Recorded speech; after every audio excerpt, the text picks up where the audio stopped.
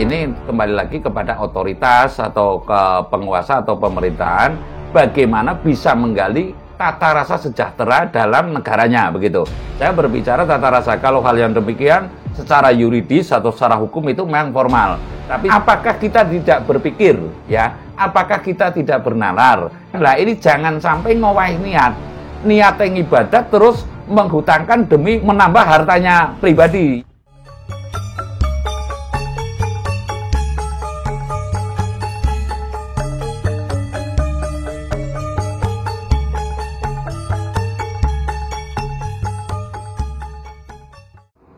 Salam mulia, Mbah. Salam mulia.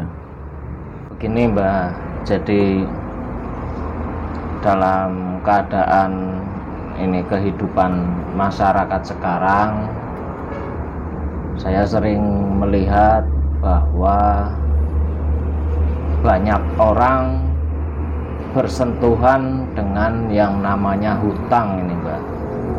Terutama hutang baik itu yang bermodus koperasi, lalu ada istilah bank kredit dan lain-lain, belum lagi yang menghutang dalam bentuk barang yang lalu dijaminkan di leasing, begitu kan. Secara saya sendiri kalau melihat orang yang terjerat seperti itu kan kasihan, Mbah. Ya selagi dalam keadaan yang mampu, sedangkan selama jangka waktu yang ditentukan itu kan banyak orang yang terbelit begitu.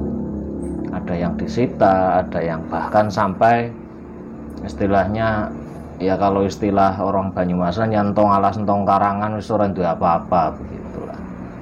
Nah, dalam hal yang seperti ini, miturut pandangan panjenengan atau miturut pandangan orang-orang kapitayan ini hukumnya bagaimana, Mbah? Apakah ada dampaknya bagi yang menghutang maupun yang menghutangi, istilahnya begitu, Mbah?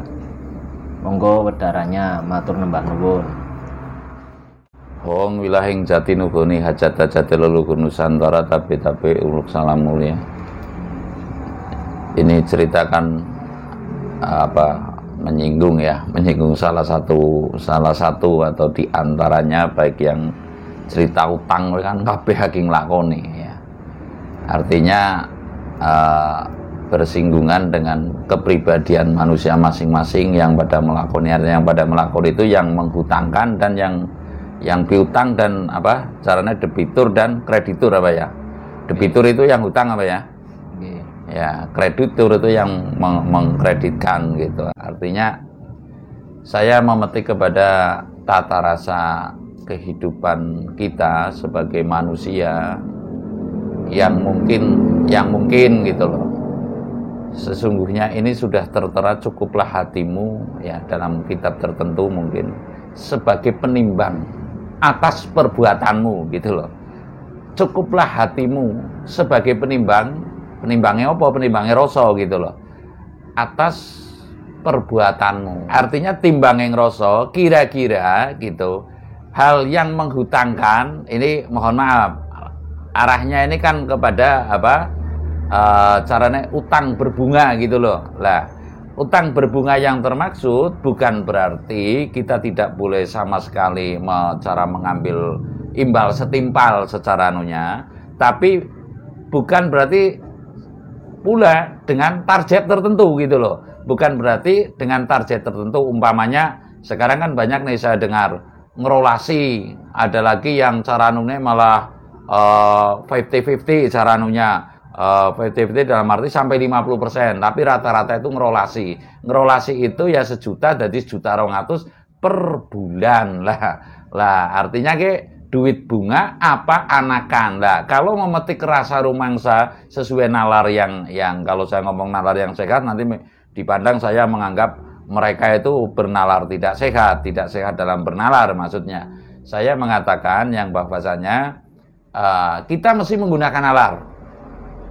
Apakah uang ini bisa berbunga? Lalu apakah uang ini juga bisa beranak, ya? Lah, ini sebenarnya tinggal pola, maksudnya pola saya menyalahkan yang menghutangkan juga tidak, yang utang juga tidak. Intinya kita timbangin rasa itu kira-kira duit bisa mana kapora gitu. Ini logika taruhlah, kira-kira duit bisa berbunga apa enggak? Oke, tidak manak tapi ini bunga. Lah ini menurut tata rasa itu tidak lazim. Artinya saya memetik dari mula bukane menungsa itu kan nggak ada duit, Mas. Ya, mula bukane menungsa nggak ada duit. Anane urip sekang urup. Ya, anane urip itu sekang urup. Urup itu adalah cahaya, lalu disebutkan adalah urupan. Urupan itu ya saya butuh beras, you butuh kedelai, ibaratnya saya punya kedelai, you punya beras, kita barter caranya. Urupan itu barter lah gitu loh. Ini awalnya kan demikian. Dan lalu ya mula bukane agar memudahkan, dan tujuan uang ini kan memudahkan transaksi. Lalu kita sekarang terpleset untuk memudahkan, tapi diplesetkan untuk menguasai pangsa pasar apa? Pangsa pasar atau bangsa pasar itu? Pangsa pasar ya. Menguasai pangsa pasar dengan duit kita itu bisa apa saja lah. Ini secara hukum keimanan, caranya hukum tata rasa manusia ini menurut saya sangat keliru.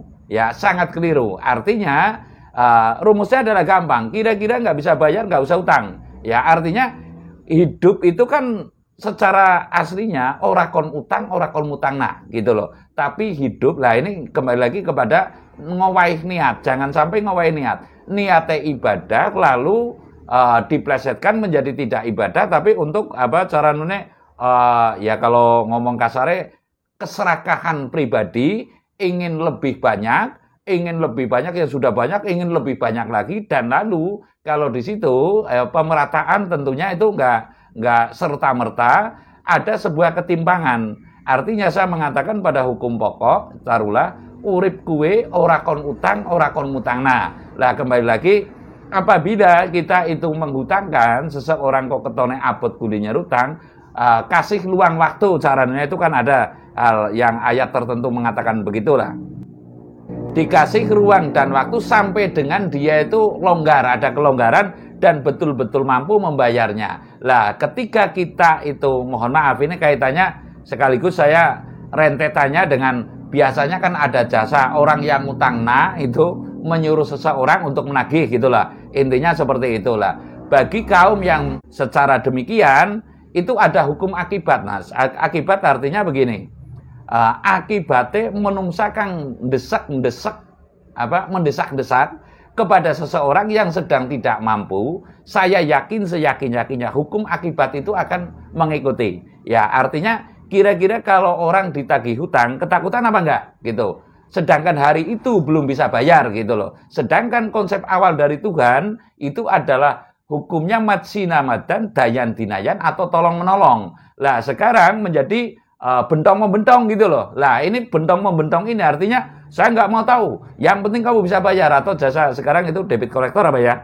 Debit kolektor ini akibatnya sungguh akan menimpa pada dirinya. Ya mohon maaf ini atas akibat yang pernah saya amati dan beberapa orang yang ditagih maupun yang menagih ya.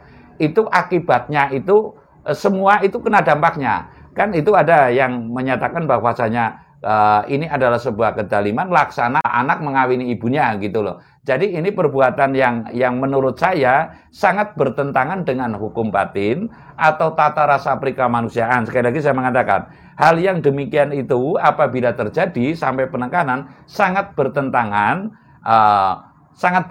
dengan hukum perikemanusiaan gitu aja lah.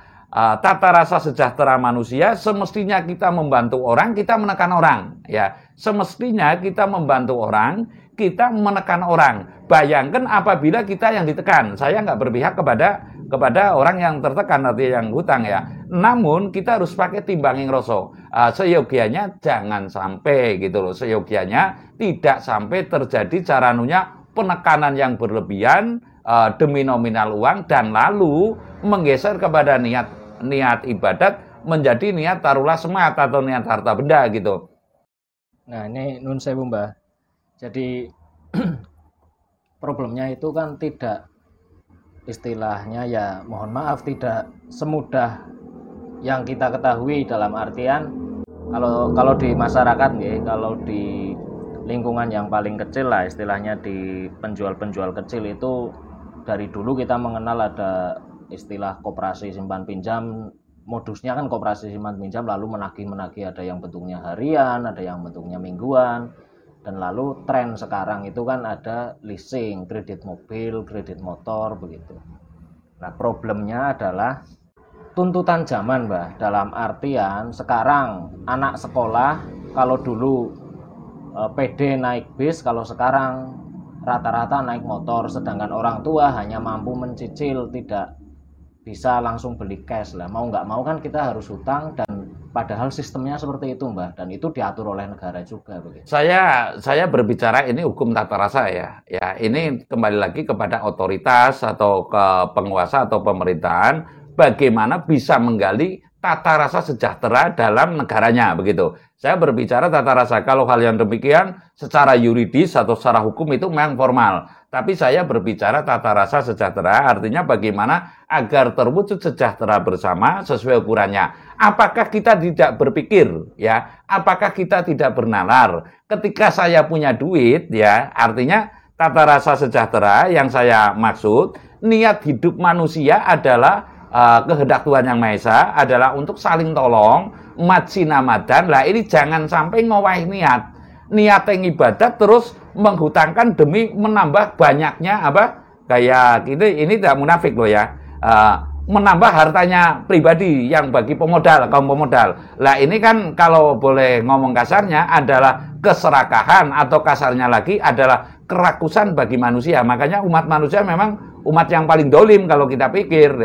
Saya cenderung kepada kebijaksanaan dalam kepengaturan ini adalah menurut saya hukum imbal setimpal. Sekali lagi saya mengatakan hukum imbal setimpal, menghutangkan dengan flat yang cukup, lalu pengembaliannya apabila itu memang betul-betul kandas, ya setidaknya kandas artinya prestasi cara itunya tidak bisa menepati janji, ya minimal itu kembali modal. Lah dengan cara yang bijaksana, artinya bijaksana begini, apabila 1 juta kok itu ya dikasih kelonggaran kira-kira berapa waktumu. Ini kan artinya kita jangan sampai ribut masalah uang lalu berakibat kepada caranya hukum batin. Nah, artinya saya mengatakan hukum batin akibat kaum yang seperti ini, akibatnya biasanya mohon maaf kalau itu dibangkrutkan sama juga dengan yang hutang. Artinya dampak daripada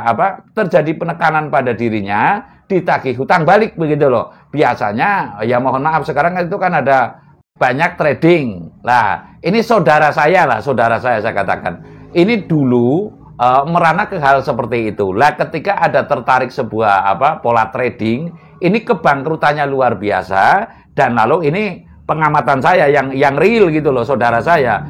Lalu ketika itu ya hutang yang itu terjadi penekanan, tidak lama dia ketiup oleh trading, lalu dia bangkrut dan lalu dia stroke. Ya ini fakta gitu.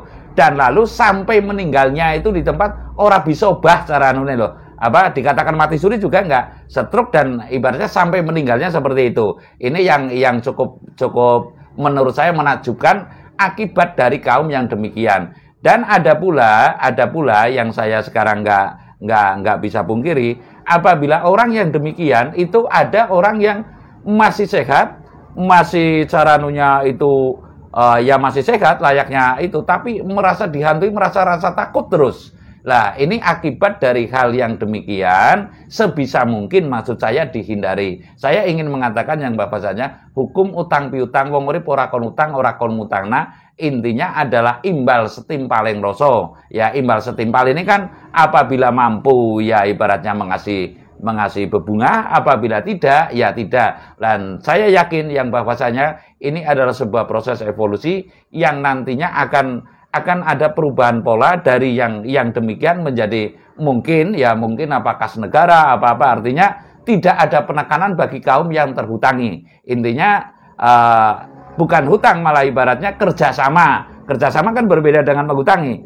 artinya secara risiko bersama, namun tidak serta-merta ibaratnya los mau gue cul welut, tapi saling mengawasi, saling percaya. Ini mestinya ada tuntunan yang tertentu. Kalau saya berkata mungkin perubahan zaman lah, tatanan zaman adil nanti mungkin akan ada perubahan yang tidak demikian. Nah, lalu yang saya sarankan dalam situasi sekarang ya, apabila memang tidak mampu membayar hutang, lebih baik tidak hutang gitu loh. Apabila memang orang yang dihutangi kok tidak mampu untuk mencicil, menurut saya jangan sampai menghutangi. Artinya antara yang hutang dan yang menghutangi harus sama-sama mampu dalam mencicil, sehingga caranunya tidak pating pecicil dan lalu bisa selesai dengan baik ya. Artinya yang dihutangi ini ya betul-betul orang yang mampu, yang menghutangi ini juga orang yang mampu, yang dihutangi ini mampu menyicilnya, menyicil bukan mencicil gitu loh. Artinya saya cenderung kepada lebih baik kalau zaman dulu itu bank yang demikian tidak merana ke desa. Lebih baik kaum yang mampu saja yang di kota-kota tidak merana ke desa, sehingga kehidupan masyarakat desa ini lebih tentram, lebih sejahtera. Karena saya meyakini sebuah negara ini saka guru pemerintahan adalah rakyat. Jadi rakyat mesti sangat terpelihara tata rasa sejahteranya. Intinya saya mengatakan bahwasanya kalau hukum yang demikian secara tata rasa itu jelas bertentangan ya. Mestinya hukum imbal setimpal. Dan lalu akibatnya ya, ini secara poin, biasanya itu mohon maaf caranya stroke apa ya? Stroke dan lalu merasa ketakutan setiap hari. Laksana orang, ya ini kejadian yang nyata lah.